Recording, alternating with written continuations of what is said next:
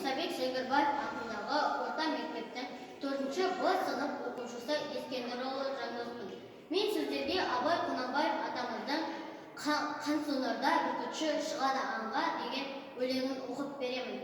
Қансонарда бүркітші шығады аңға, тастан түлкі табылар аңды аңға, жақсы атпен тату жолдас бір ғанибет, ыңғайлы ықшам киім аңшы адамға, салаң етіп жалықса қайтқан ізі, сағадан сұмбыл қағып іш қалғанда, бүркітші тау басында қалу жойда, іздің бетін түзетіп аңдығанда, тамақ асын тартқанда бір қырымнан, қыран құс көзі көріп самғағанда, төмен ұшсам түлкі өрлеп құтылар деп, қанды көз қайқаң қағып шықса аспанға, көре тұра қалады қашқан түлкі, құтылмасын білген соң бұқыр қашқанға.